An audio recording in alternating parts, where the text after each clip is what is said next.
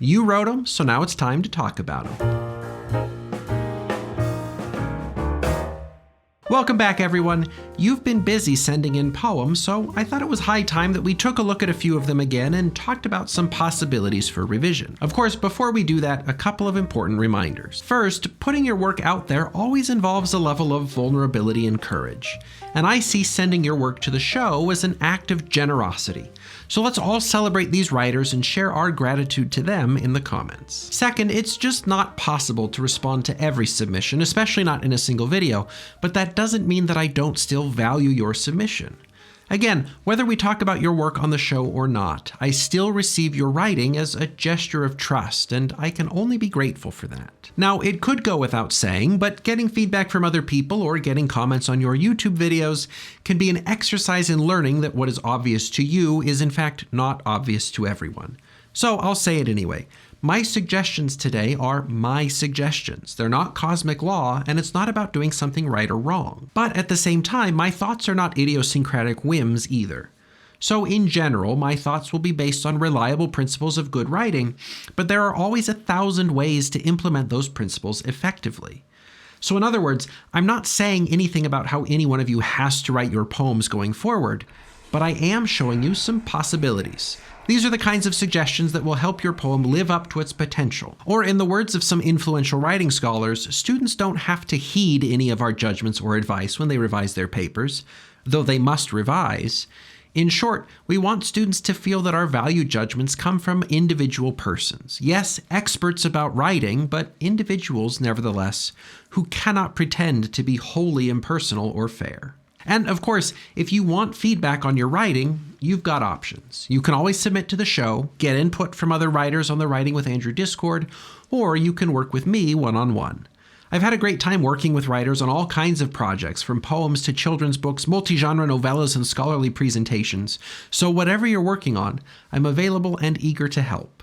The links to any and all of these options are in the description. And now, let's get on with the show and into today's batch of poems. A Leaf's Ode to Love. In the garden of time where moments bloom, love blossomed, dispelling gloom. And in my limerence I gave you my heart. You were the melody, soft and sweet, a serenade truth in the symphony of life. A ballad of summers went on by, but my love for you endured strong and true. Love had found its way to me, as the leaves started to softly swing. Oh, my muse, for you were autumn, and I was a leaf. I was destined to fall only for you. Okay, so we have a speaker who is a leaf who is infatuated with someone else. Over time, I'm assuming, since we go from blossoms to autumn, the speaker's feelings for the other person only deepen until the leaf ultimately falls. And here we've got some pretty lines. I like the music of the alliteration paired with words about music and musical things, and there is a little grandness in the diction in spots, but it's tempered with plenty of simpler diction too, and that pairing seems to reflect the combination of the lofty feelings with the earthly natural metaphor. And I'll have more to say about this in just a minute, but there's a really compelling complexity, or at least the potential for complexity, in the quality of love expressed here. Limerence, which I'm inclined to read as an extreme kind of infatuation rooted in fantasy, ends with the leaf falling. There seems to be a kind of awareness that this is a self-destructive kind of love, and that adds a valuable tension to this piece.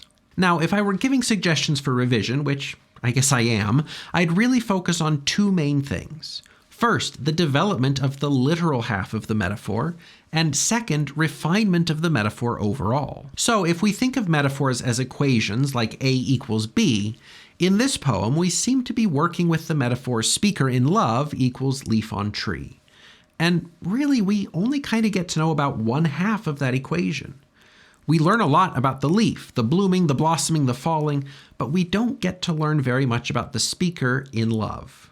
They do surely love someone, but we're just going to have to trust that it's all very much like this leaf. So when the poem says that the object of the speaker's affection is the best person since sliced bread, my belligerent side says, prove it. This poem insists in its metaphor that this person is the best person, but it relies on metaphorical assertions, the symphony and ballad, rather than tangible evidence. And this strategy tends overall to lend the piece a sort of generic feel. These sweeping declarations of love are nice, and they are grand, and they do have a prettiness about them. But anyone could say any of these things about anyone else. Any person could call their beloved a soft, sweet melody. So how much more meaningful would it be to say what only you could say about the person only you love? If this speaker loves this person so much, well then let's see it. Let's flesh out the literal half of this metaphor in order to make the non-literal half of it more convincing. Okay, sure, and maybe we say that the whole point of limerence is love without evidence. Well, then great, let's see evidence of that. Let's see a literal speaker driven more by fantasy than real connection. If we never get to see these two parties really interact, then the symphony and ballad stuff will ring a lot more hollow, but in the best way possible. And adding in that kind of evidence would help to clarify the arc of the poem as well. So I mentioned that I like the idea of this poem examining a self-destructive kind of infatuation, but I'm also not really confident that I should be reading the leaf falling as a final self-destructive outcome. But it could also just be that we're doing the leaf thing for the sake of the pun, and I do think a lot of readers might be a little grumpy if it is all just set up for a pun. But the poem does assert that this love does mature into something strong and true, so maybe there is no self-destruction and it is just a pun. But then again, maybe it's just a deeper dive into an unfounded infatuation, and then I could keep spiraling, but the larger point is this. Literal context goes a long way. The metaphorical leaf and music stuff is engaging and lovely, but it loses a lot of intensity it could otherwise have if only the metaphor were backed up with some more literal contextual evidence. Or if we wanted to sum up my suggestions into two major principles, number one would be write the love poem that only you could write. Write the poem grounded in the specific details and aspects of this relationship with this person. And two, write a poem that lets me experience the love rather than just hear about the love. Where the metaphors now seem to say, just trust me, this was a really big deal. What I want is the chance to actually spend a few moments seeing the world through someone else's eyes, not just to be left to trust that that's what really happened. And to that end, concrete sensory details are the key to building that kind of experience. Plaza de España. The tapping of flamenco and the chinging of change, marble pillars and blue tiles. An edifice forms the semicircle backdrop. There are as many tourists as bricks. The hot center of the plaza is deserted for the cool passages of the porches.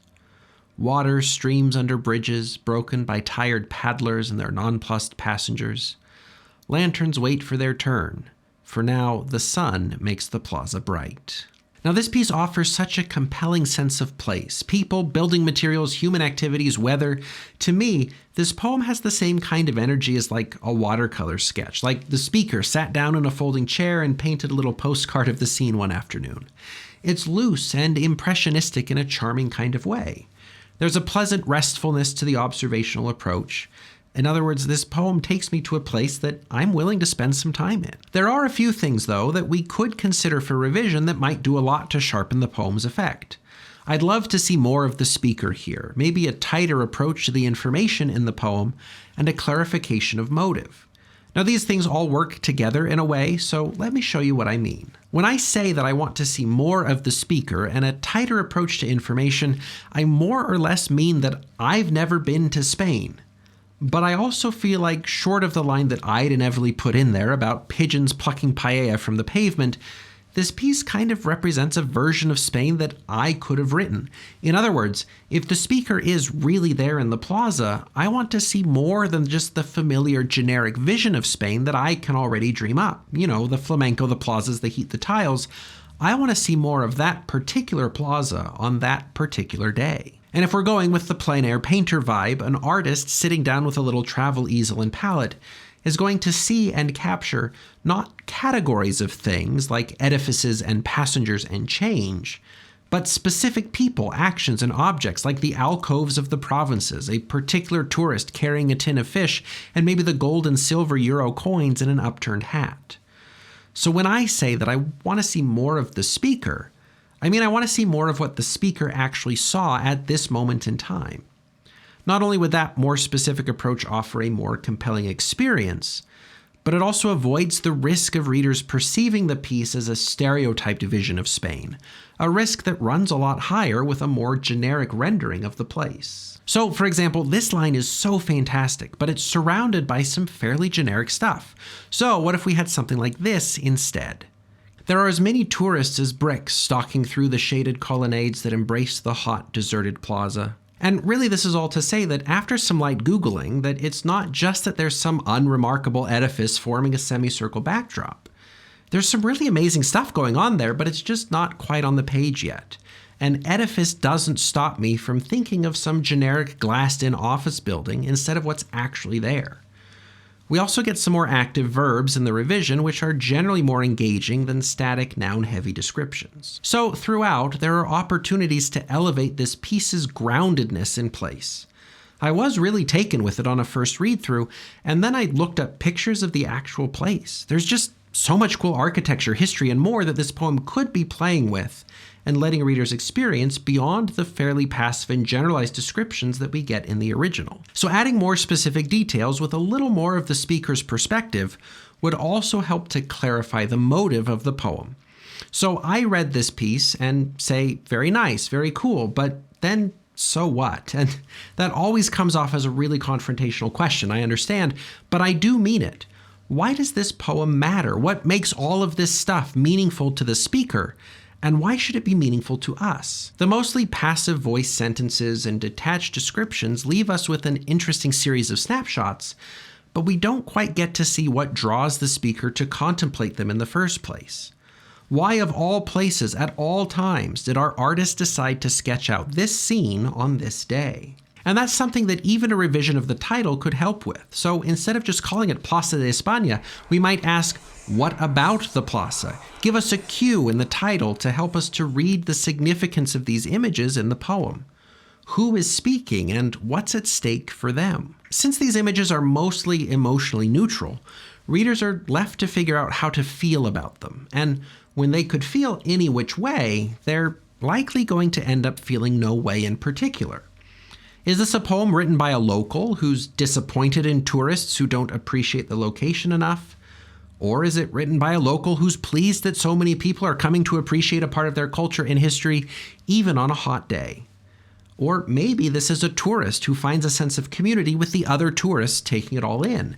Any one of these speakers could take the same bare facts and present them in very different ways for very different purposes. And if you'll let me quote a little rhetorical theory at you all, Lloyd Bitzer has written that bare facts become weighted, meaning personal facts, because our participation gives them a status and invests them with a value they would not otherwise enjoy. So because this piece tends to show us bare facts, the speaker is, after all, largely detached and absent, not participating in the facts or showing us how to participate in them ourselves. It gets hard to find the status or value that we should be investing into these images. So in short, by dialing up the specificity and not just showing us any old plaza in Spain, but the specific details of this plaza at this particular time, and then letting us see evidence of the speaker's participation or attitude towards those bare facts, this poem could do a lot more to bring us into the moment, to show us why it matters, and then leave us with a unique and meaningful perspective that we couldn't have had before. Praise for the trees. I praise the God who made these trees, which branch off in 2 or 3 or even more trunks. He made the brown, the green, the red, the gray. He made it all with such supreme attention to detail, right down to each leaf. I praise the God who made the strips of bark that are peeling slowly off the trunk, the branches hanging, wilted for lack of water. He made the charred branches, reminders of that bushfire in early 2020. I praise the God who made the lovely blue wren, which brightens up my walk by singing sweetly in the trees before it is chased down by a magpie, which God also made. I praise the God who made the man who cut down the beautiful tree that used to stand here, the man who intends only to burn the wood to roast marshmallows. I praise the God who made that man, who, like my worst enemy, was made in the image of God. I praise him who made me, and who forgives me for staring at my phone while I walk through his marvelous creation. God, I don't understand it all, but God, I praise you for it all. In this piece, we get a speaker on a walk observing trees and finding in those observations motive for praise. It's a speaker who also recognizes the complexities of reality. We've got the bushfires, the magpies, the people who cut trees down, and even the speaker themselves who spends more time looking at a phone than appreciating creation. But a speaker who nevertheless reasserts their attitude of praise. In this poem, I hear echoes of Gerard Manley Hopkins' poem Pied Beauty, or Mary Oliver's line, "I don't know exactly what a prayer is. I do know how to pay attention." These are two poems that I admire for their unabashed celebration of the natural world. And there's a great clarity here in the speaker's motives and attention, and I also really like the way that the speaker implicates themselves in the poem too. They are not faultless in all this. Now, sometimes I'll see poems, usually from newer writers, that sound like they and only they are capable of appreciating the natural world and its significance. Everyone else is rushing off to class or work or staring at a phone, but the poet, wise prophet of a bygone day with all their nearly 20 years of life, is capable of seeing the world as it really is. Of course, it always comes off as a little disingenuous, so it's great to see this poem's sincerity and a speaker who expresses their admiration of the trees and the life surrounding them, while also acknowledging that they are flawed and inconsistent themselves. That said, though, I kinda don't buy it. That is, we get the confession at the end that the speaker looks at their phone instead of at creation, but we only get it after 4 stanzas of carefully looking at creation. So it is a little hard to buy the speaker's claim that they don't pay enough attention when the poem shows us all the many ways that they do pay attention. So it would be interesting to see what might happen if we get some inattention earlier on, or maybe some reason in the beginning for why the speaker is paying more attention this time, or maybe just some justified interruption of that attention near the end. What if, for example, the poem began with something like, "Walking home to charge my phone, I trace the trunks, 1, 2, 3, they're peeling strips of bark and praise the God who made these trees."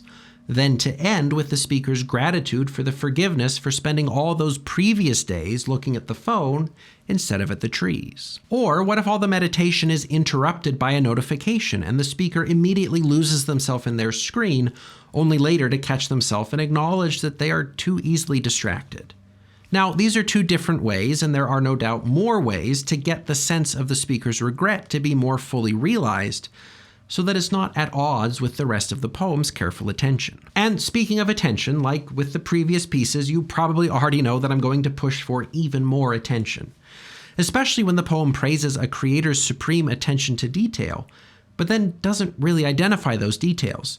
If we're seeing evidence of attention to detail, well then let's really see evidence of that attention to detail. So for example, what would happen if we remade the first stanza to look like this? Walking home to charge my phone, I trace the trunks, 1, 2, 3, with their peeling strips of bark, and praise the God who made these trees, who made each vascular web stretching across each saw-toothed and teardrop leaf, hanging from each bough, each branch, each twig, and so on. In this possible revision, the poem performs the kind of attention that it claims to be performing. So, like with Hopkins' Pied Beauty that zooms right in on those rose moles all in stipple upon trout that swim, get out your macro lens and then get to revising. But I am also intrigued by the figure of this man burning wood to roast marshmallows. In the context of burned branches and bushfires, this seems to be casting it all as an abuse, a misuse of an already limited number of trees, just to do something trivial. But is this someone the speaker knows, or just someone the speaker is imagining and making up? In the next stanza, it seems like this man might be the speaker's worst enemy. I don't actually think that's it, but they do show up so close to each other that there's a strong pull to read them as one and the same. Really, my question is, do we even need both? What if instead we had something like this? I praise the God who made the man, who made this stump, who burned the rest to roast marshmallows, and I praise the God who forgives that man made in his image, and who forgives me. Now here we get some compression of language and simplification of ideas, plus a contrast I just couldn't resist between a God who makes trees and people who make stumps. Again, there's 1,000,008,000 ways to do the job, but this is one that comes to mind. I'm beginning to detect a theme in my thoughts today, but in any case, the goal is to justify the praise with some good attention to specific detail, to preserve the compelling complexities and then to trim things down as much as possible in order to amplify the spirit of praise in this poem. I drink dreams. I drink dreams of honey and gold. Every night, brown fuzzy bottles pour brown fizzy liquid cold into empty diamond-cut glasses my brown flimsy digits hold. I sense the subtle sloshing sound, coating the walls of glass, sliding along the vessel with copper-colored drizzle, exploring the cylinder up to the brim until, final fizzle, crackle, and pop, a tiny firework made of malt and hop. I look at the cotton candy foam sitting atop a warm sepia glow, fizzing and fusing the smell of grain in the air. I kiss the froth and foam to my lips, and then, slowly, take a wary sip of this yellow bile, this cup of smile, that makes my mind gently drift. Away from the troubles of money and occupation, away from the lack of romantic relation, away from the unkindled fire of ambition and the restless state of mental vexation, or the overbearing ennui, I float freely. Now, I'm so taken with the way this poem opens up with a kind of Alice in Wonderland Willy Wonka weirdness. Maybe it's just me, but I was fully in dreamland until we hit that line about malt and hop. And then we get to the final stanza where we see that all of these potable dreams are an escape from disappointments, irritations, and the other troubles of life. And as long as we're thinking of other poems, this one reminds me of Elton Glazer's Smoking, which similarly meditates on the pleasures and, for Glazer, ultimately funerary downsides of a self-destructive habit. That opening is so playful and enthralling. We get caught right up in the whole thing, and then the true nature of this moment starts to sink in. But it also kind of doesn't. I mean, we get the word bile and the quick catalog of unpleasant abstractions that this imbibing carries the speaker away from. So there is a fleeting glimmer of an acknowledgement that this is not, in fact, cotton candy and unicorns, but is instead what we might call a troubling and troubled relationship with that glass of dreams. There's a gesture toward reckoning with it, in other words, but the poem seems to stop just short of fully going there. Now, of course, this poem does not need to go as far as Glazer's with horses dragging a hearse through London in December. No, it doesn't maybe need to go that far. But what is so memorable for me about Glazer's poem is the way that it takes the contradictions and complexities of addiction head on. The pleasures and the poisons, the rituals and the consequences. You don't need to be a smoker or a drinker to recognize that self-defeating tendency that we all have. We do things that we like, but know we shouldn't. And it is that poem's unambiguous recognition of the contradiction, without really trying to resolve or explain it, that I find so compelling. So I think a more explicit and developed reckoning could be useful here. Now, of course, I'm hanging a lot on the words wary and bile, but they do seem to be the key that this is not an unmitigated celebration of copper-colored drizzle and warm sepia glow. There seems to be a sense of cost in all this. But what exactly is that cost? There's a hint, but only a hint, that it's all a double-edged sword, and as playful and fun as the opening stanzas are, pushing this poem to engage more with the human pain behind it all could be really moving and meaningful. But beyond that larger gesture, we could also do some detail work. Now, you could scarcely think of Snow in the presence of one of my poetry school professors without causing her to mention Wallace Stevens' famous Snowman poem. And now you, my friend, can scarcely mention Sizzle, Crackle, and Pop without causing me to mention Rice Krispies. They are not a sponsor, but their Snap, Crackle, and Pop has lodged itself in my mind as deeply as any other core memory. Now, maybe that is exactly the association you're trying to trigger in a reader's mind, but I do kind of suspect that it isn't. So it might be worth taking another look at the order and/or choice of words in order to keep your readers away from that puffed rice. And here, infusing sounds almost the same as and fusing, but I think it gets you a little bit more of a precise meaning. And of course, what does one kiss to things but their lips? Now, I get that we need to rhyme with sip, but we also kind of don't need to rhyme with sip, so I think you'd get away just fine without it.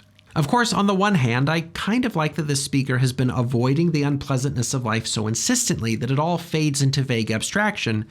But if you've been watching this far, you know that I'm with Williams on team no ideas but in things. So there is a part of me that wants to see something just a little more specific.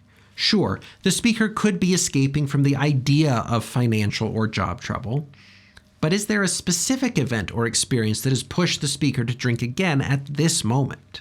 Also, in the purest spirit of what if the poem just did more on the page? We tend to think that poems have to be slammed against the left margin, and it is usually a good practice. After all, conventional things are invisible things, and you don't always want to draw attention to how your poem sits on the page. But what if the poem started to drift and wobble and fall apart as the speaker succumbs to their dreams? Now, maybe that's a little on the nose, but it definitely changes the reading experience, so it's always a possibility to do something unconventional on the page in order to shape the reader's experience of the poem through an additional channel of communication. Now, as a final note, one should never assume that a poem is autobiographical, nor should they assume that the voice of the speaker corresponds exactly or loosely with the identity of the poet. But on the off chance that there is an element of autobiography here, whether for the poet or for one of us as readers, life can be relentlessly vile at times, sometimes for a long time. But we've got to believe that it's never forever. Everything comes and goes, the bad as much as the good. And one of the things that keeps me coming back to poetry is the way that it connects us to other people. Often other people who are keenly aware of the pains and sorrows of living, but who also are attuned to the beauty and music of language and experience. People who have shared and continue to share their own ups and downs with us so that we can see we're not writing our own ups and downs all alone. So before we finish, I'll share Ellen Bass's encouraging affirmation of life in the face of sorrow, a poem entitled "The Thing Is" in the description. My friends, thank you all for joining me and our brave writers today. It's such a treat to take a look at your poems and to talk with you about the underrated joys of revision. The real work and the real fun of writing is in revision, in taking your little lump of stuff and then turning it into something better. Whether you take a reader's suggestions while you do it or get an idea for something even better from all their yapping. But at any rate, it's been a lot of fun for me, and I really should do this more often. Which means, of course, that you need to keep the show well stocked with submissions so that we can. Of course, there's no pressure, but this is, more than any other on the channel, a series that depends on you for obvious reasons. And as always, if public feedback isn't your thing, you can always choose to work with me individually, and we'll have just as much writing fun, but in a different way. But truly, thank you. Thanks to those who submitted, and thanks to all of you for watching. It means a lot, really, that you'd trust me with your writing and trust me with your time. I hope you found something useful to put to work in your own writing, and I hope you'll come back again soon for even more. Until then, though, keep writing, and remember that the only way to fail at anything really is to give up. So keep at it, keep sharing your own brand of awesome with the world, and then we'll all be doing our cumulative best to make this life a fuller, richer, more cheerful one. So please take good care, and we'll see you next week.